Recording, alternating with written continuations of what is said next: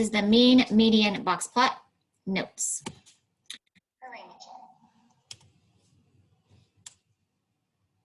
So we'll start by defining some key words again. Parameter. Parameter is a fixed value about a population. So think PP. A parameter is talking about a population, the whole group that you want to know about. Parameter is typically unknown. Statistic. A statistic is a value calculated from a sample. So think SS, statistic sample. Measures of central tendency. Okay, one could be the mean, the arithmetic average.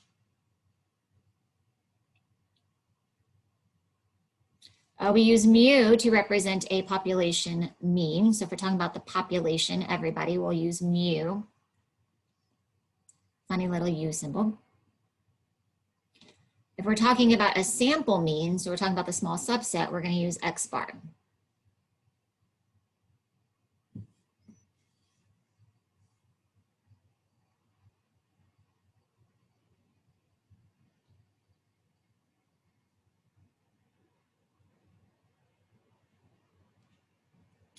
And how do we find the mean? The mean is found by adding up all your values and dividing by the number of values that you have. So sum of observations divided by n. Again, we can also use the fancy Greek symbol epsilon. This is a shorthand of summation. That fancy E, x to the I just means sum of all the values divided by n. So that is X bar sample mean. Another measure of central tendency is the median, okay? The median is found by arranging all the data values from smallest to largest. And if n is odd, so let's say we have 9 observations, I will have 1 observation at the center. If I have an even number of observations, let's say 10, then I'm not gonna have one number in the middle, I will have to average the 2 numbers in the middle. So median is the midpoint, the 50% value of the data.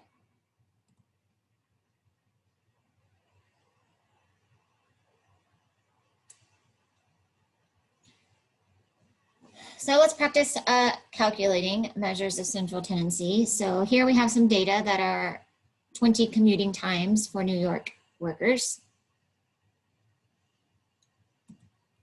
So if we want to find the mean, we simply add them up and divide by the 20 values that we have. To do that calculation, we get 31.25 minutes. Again, always put units. This is talking about time in minutes, okay? Data is a number. Interpretation is adding words around that number in order to say what it represents. A stem plot is very good for finding median since it orders it from least to greatest. Because we have 20 values, we need to find the average of the 10th and 11th value, so 20 plus 25 divided by 2 will get us 22.5 minutes for the median drive time.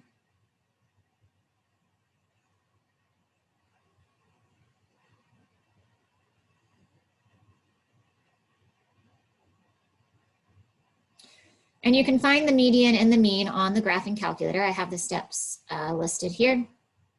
So list in spreadsheets. Label the column, enter your data values in the column. Again, it will not calculate it without labeling the column. Menu, statistics, stat calculations. Your X value, find what you labeled your column. If you called it X, label X, and then hit enter. And it's one variable stat because we have one column, and the output will look as such. And your mean would be your X bar. 31.25, which is what we got by hand, and your median of 22.5. I would suggest using the calculator. Calculator is less room for error, so use the calculator to find those values.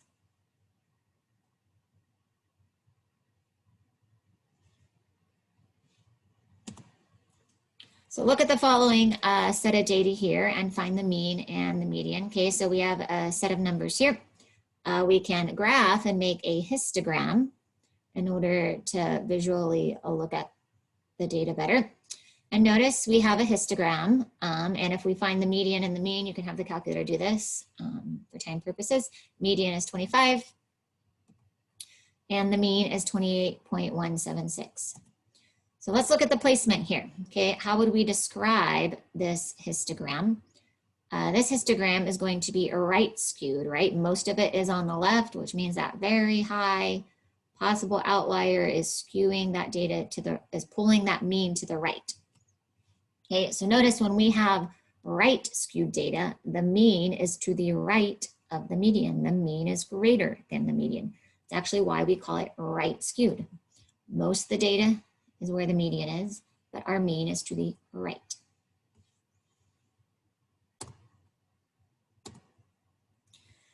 So if we have a different set of numbers here, we make a histogram, notice we find the median at 58, we find the mean at 54.588. And how would we describe this histogram? Well, most of the data is on the right, which means we would call this left skewed. Now, why do we get the name left skewed? Because the mean is to the left, it is lower than the median. So when we're talking about skewed data, think opposite. If most is on the right, that means it is left skewed, the mean is less than the median.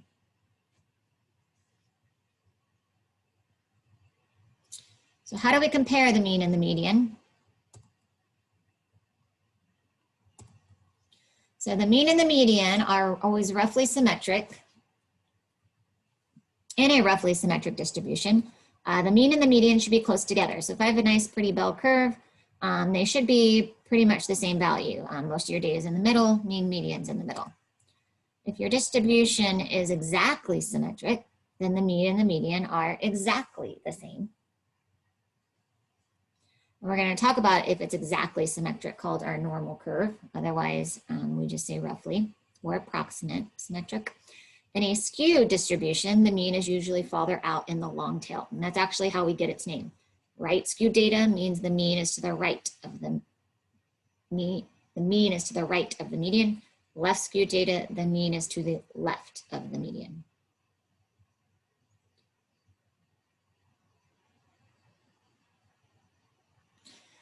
So a measure of center alone can sometimes be misleading, okay? A useful numerical description of a distribution requires both a measure of center and a measure of spread.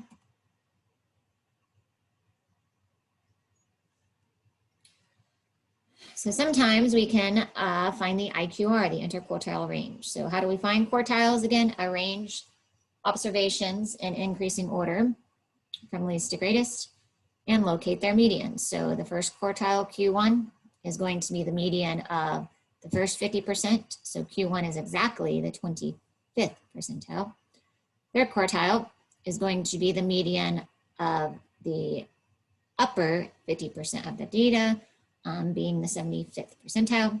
And IQR, as a reminder, is Q3 minus Q1. So it's one number value. So let's practice finding that IQR back to our New York travel time. So we have 20 different travel times here. First step is we order them least to greatest. And then we need to find the median. So find the overall median. Since we have 20, that's going to be the average between the 10th and the 11th. So add and divide, we'll get 22.5.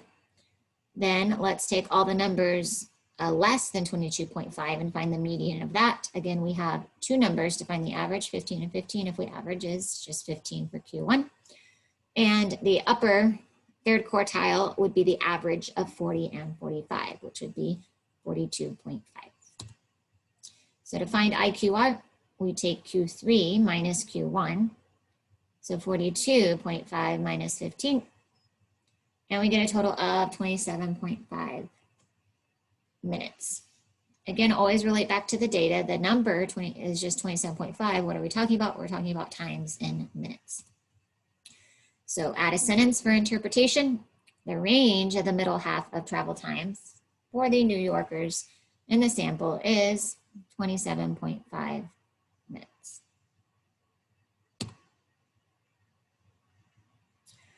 So outlier rule, how can we for sure know if we have an outlier? Okay, before when we were looking at data, if we haven't done any calculations, we can say the word possible if we think that there's only number further away than the rest of the data. But only if we do these calculations can we say for sure. If you don't know, you add the word possible. So our outlier rule is 1.5 times the IQR. So we call an observation an outlier if it falls more than 1.5 times the IQR above the third quartile, or 1.5 times IQR below the first quartile.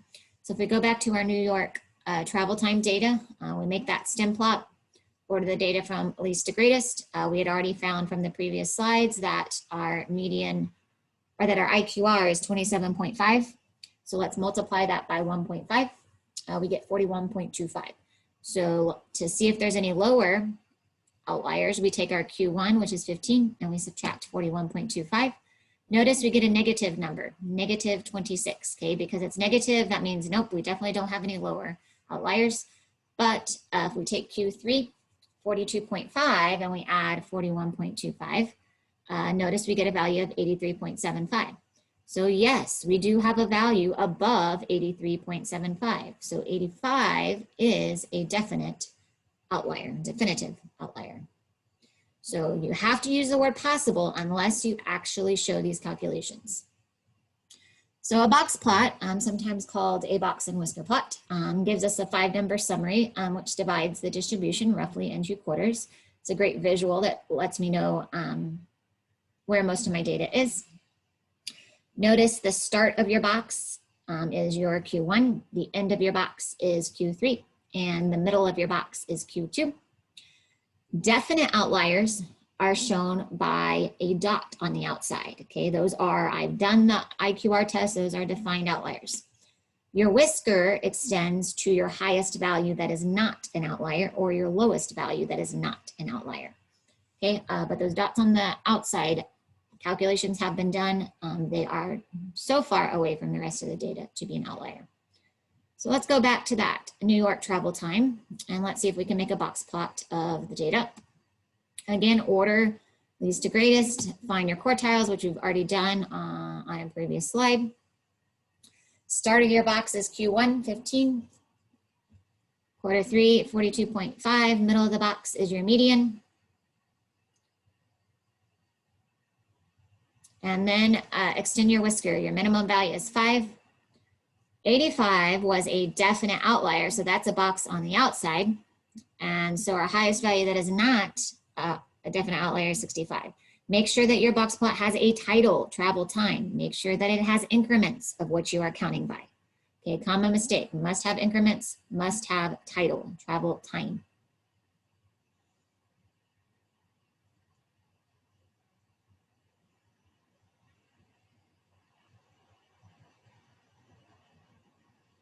So describe the differences among these two box plots. So we have what's called a comparative box plot here. So we have radon levels for cancer and non-cancer patients. So how would we describe the differences here? Again, many possibilities, but good descriptive sentences could be the median radon concentration related to what you're talking about for no cancer group is lower than the median for the cancer group. The range of the cancer group is larger than the range for the no cancer group. And both distributions are skewed right. Most of the data is on the left, so skewed right. And the cancer group has outliers at 39, 45, 57, 210, definite outliers because they are dots outside the whisker. And the no cancer group has outliers at 55 and 85. Okay, so make sure to use descriptive words. Make sure to use comparative, lower, greater, larger than, and make sure to relate that to the data we are talking about, radon levels. And make sure to use SOCs. So how do we measure spread? One way is called the standard deviation. Okay, so the standard deviation by definition is how far each observation is from the mean. So let's explore. Okay, so we have some data on the number of pets owned by a group of 9 children. So we asked children how many pets they own. Dot plot is here. So our first step is we need to calculate the mean, calculate the average.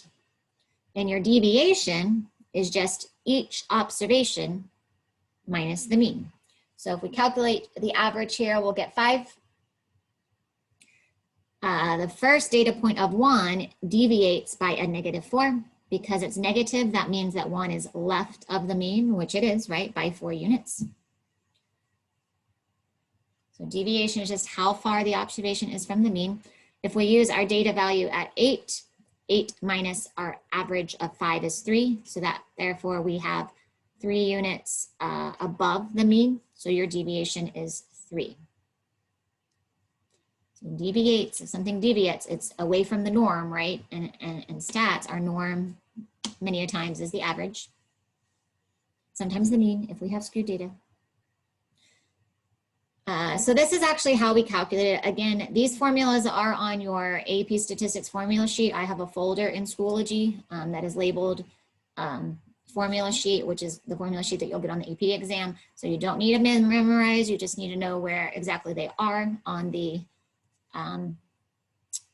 formula sheet. But this is actually what the formula is doing. It's taking each observation, subtracting it from the mean. It's then squaring those values. And then it's dividing it by the number of values minus 1. Okay. So again, big long formula, don't need to memorize. This is just showing you how it actually gets that number. So the standard deviation on average, each data point is 2.55 units from the mean. Okay, so that's what standard deviation is. So the fancy mathematical definition, standard deviation measures the average distance of the observations from the mean. It is calculated by finding an average of the square distances and then taking the square root. And this average squared distance is called the variance. Okay, so again, I told you big long formula. This is on your formula sheet. Don't need to memorize. But you do need to know that standard deviation is the square root. So think SS, standard deviation is the square root in front of variance.